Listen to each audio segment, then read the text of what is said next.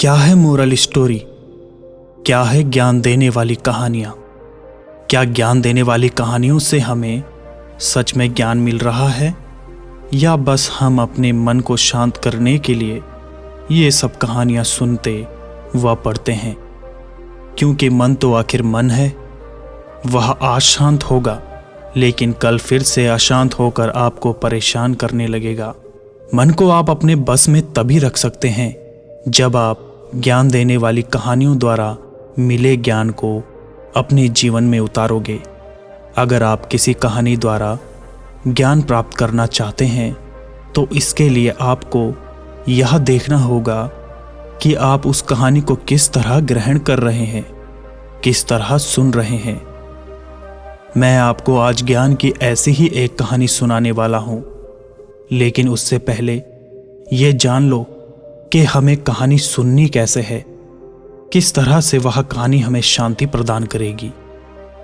अगर आप दिन के समय ज्ञान देने वाली कहानियां सुनते हैं तो ऐसा करना एक हद तक गलत है, क्योंकि दिन के समय हम कई तरह के ऐसे तत्वों से घिरे होते हैं जो हमारा ध्यान भंग कर सकते हैं।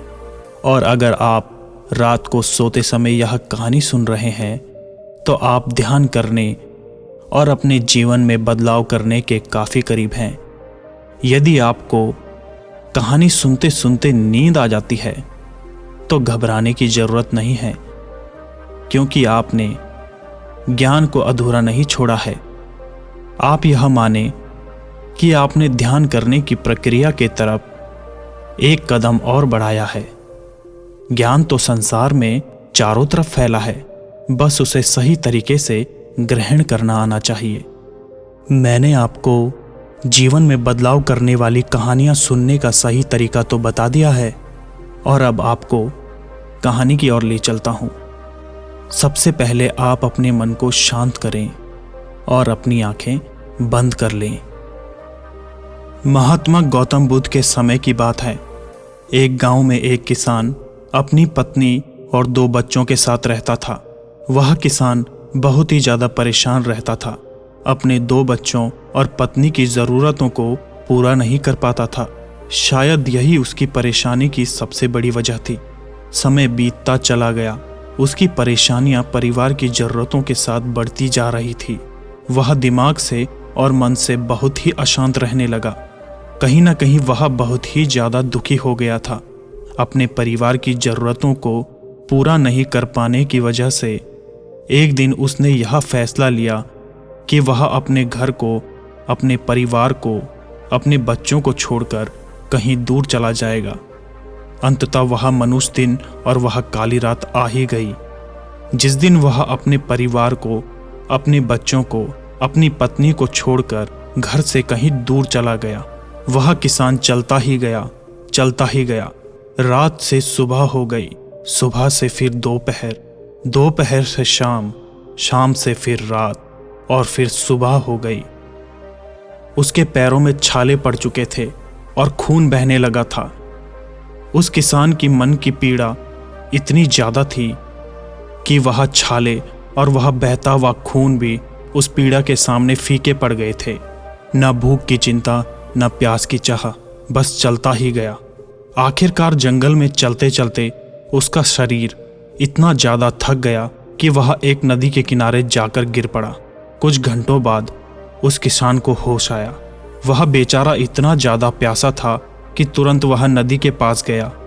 जैसे ही उसने पानी पीने के लिए हाथ पानी में डाला, उसे सामने नदी के उस पार कुछ लोगों का झुंड दिखाई दिया। उसने ध्यान से देखा तो उसे एक वृक्ष के नीचे महात्मा गौतम बुद्ध बैठे हुए नजर आए। वह तुरंत दौड़ के उनके पास गया और उनके पैर में गिरकर बोला कि हे महात्मा, हे भगवान गौतम बुद्ध, मुझे अपनी शरण में ले लीजिए, मुझे अपना शिष्य बना लीजिए। महात्मा गौतम बुद्ध के शरण में आया हुआ कोई भी व्यक्ति खाली हाथ वापस नहीं जाता। यह किसान तो केवल उसका शिष्य बनना चाहता था। महात्मा गौतम बुद्ध जी ने उसकी मनोदशा देखते हुए उसे अपना शिष्य बना लिया। गौतम बुद्ध और उनके शिष्य वहां पर केवल विश्राम कर रहे थे। उनका विश्राम भी पूरा हो चुका था। वह किसान भी अब महात्मा गौतम बुद्ध जी का शिष्य बन चुका था। अब समय हो चला था आगे की यात्रा को पूरा करने का। गौतम बुद्ध और उनके शिष्य आगे बढ़ते चले गए। कुछ दूर निकल जाने के बाद गौतम बुद्ध जी को बहुत जोर से प्यास लगी। उन्होंने अपने इस नए शिष्य अर्थात उस किसान से बोला कि प्रिय शिष्य, जाओ, पास में एक सरोवर है, वहां से मेरे लिए पानी लेकर आओ। किसान बोला, जो आज्ञा भगवान। किसान सरोवर की तरफ चल दिया। सरोवर के पास जैसे ही किसान पहुंचा, उसने देखा उस सरोवर में बहुत सारे जानवर उछल कूद कर रहे हैं। वे सारे जीव जंतु किसान को देखते ही तुरंत वहां से भाग गए। किसान बहुत ही खुश हुआ और उस सरोवर की तरफ पानी लेने के लिए चल दिया। परंतु जैसे ही किसान ने सरोवर के पानी की तरफ हाथ बढ़ाया, उसने देखा कि पानी बहुत ही गंदा हो चुका था। किसान निराश होकर वापस गौतम बुद्ध जी के पास आ गया। गौतम बुद्ध जी ने उससे पूछा, पानी कहाँ है? किसान ने दुख भरे शब्दों के साथ कहा, हे भगवान, मैं जैसे ही उस सरोवर के पास पहुंचा तो मैंने देखा कि उस सरोवर में काफी सारे जीव जंतु उछल कूद कर रहे थे और उनके उछल कूद करने की वजह से उस सरोवर की जमीन के तली में बैठी हुई सारी गंदगी, सड़े हुए पत्ते उस पानी में घुलकर एक कीचड़ का रूप ले लिए थे। यही कारण है कि मैं पानी लेकर नहीं आया, क्योंकि वह पानी नहीं, कीचड़ हो चुका था। वह पीने योग्य बिल्कुल ही नहीं था। महात्मा गौतम बुद्ध जी उस किसान की बातों को समझ गए और मुस्कुराते हुए उन्होंने कहा, मैंने तुमसे सरोवर का पानी मांगा था। मैंने यह नहीं कहा था कि पानी अगर गंदा हो तो पानी लेकर मत आना। उन्होंने अपने दूसरे शिष्य से अनुग्रह किया कि जाओ और सरोवर से पानी लेकर आओ। उनका दूसरा शिष्य पानी को लाने के लिए निकल पड़ा और कुछ देर बाद वह पानी लेकर वापस आ गया। आश्चर्य की बात तो यह थी कि दूसरे शिष्य द्वारा लाया हुआ पानी बिल्कुल साफ था और उससे भी बड़ी असमंजस की बात यह थी कि सारे के सारे शिष्य बड़े ही आश्चर्यचकित हो गए कि यह करिश्मा कैसे हो सकता है, क्योंकि पहले शिष्य ने यह बताया कि पानी कीचड़ हो गया था। महात्मा गौतम बुद्ध ने सारे शिष्यों को बताया कि जब सारे जीव जंतु उस पानी में उछल कूद कर रहे थे, तब उस दौरान उस सरोवर के पानी के तली में बैठी हुई सारी गंदगी, सड़े गले पत्ते सब घुल मिलकर कीचड़ रूपी पानी का रूप ले लिए थे। परंतु जितने समय में पहला शिष्य यानी कि किसान वापस आया, दूसरा शिष्य वापस गया, उतने समय में उन जीव जंतुओं के भाग जाने के पश्चात उस सरोवर का पानी धीरे धीरे शांत हो गया।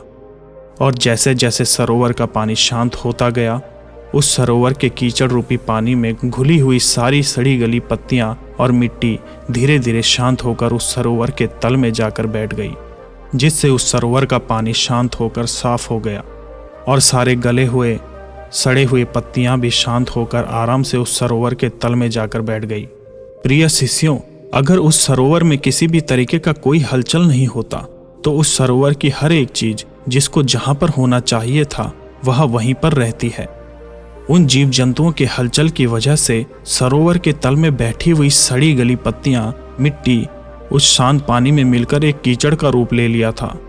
ठीक इसी प्रकार से हर एक व्यक्ति के जीवन में तरह तरह की समस्याएं, परेशानियां और कठिनाइयां आती है, जिसके वजह से हमारे मन में हलचल सी मच जाती है। हमारा दिमाग और मन अशांत हो जाता है। तत्पश्चात हम कोई गलत निर्णय अर्थात फैसला ले लेते हैं। परंतु अगर हम थोड़ा समय देकर उन कठिनाइयों, परेशानियों और समस्याओं के बारे में समझने की कोशिश करें तो मन की हलचल उस सरोवर के पानी की तरह शांत हो जाएगी, जिससे हम अपने जीवन में सही निर्णय लेने का चुनाव कर सकते हैं, उसका समाधान निकाल सकते हैं। किसान को महात्मा गौतम बुद्ध जी की सारी बातें बिल्कुल साफ साफ समझ में आ गई।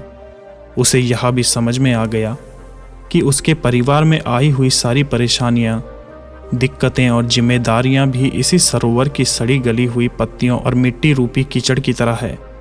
बस जरूरत है थोड़ा समय निकालकर मन को शांत करते हुए उन परेशानियों, दिक्कतों के बारे में समझने और उनका समाधान निकालने की।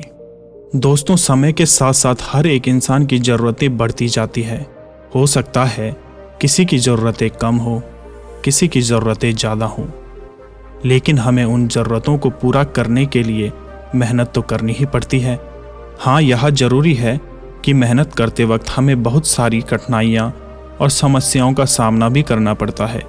इसी वजह से बहुत बार हमारा मन अशांत हो जाता है, निराश हो जाता है। दिल दिमाग में एक अजीब सी हलचल होने लगती है, जिसकी वजह से हम गलत फैसला ले लेते हैं। परंतु दोस्तों, हमें घबराने की ज़रूरत नहीं है। हमें अपने दिमाग को शांत करने की ज़रूरत है। थोड़ा समय देकर इसके बारे में सोचने की ज़रूरत है। इसका समाधान कुछ ना कुछ ज़रूर निकल आता है। दिमाग को शांत रखें, कोशिश करते रहें, मेहनत करते रहें। समय लगेगा, लेकिन सफलता ज़रूर मिलेगी, क्योंकि सब्र का फल हमेशा मीठा होता है।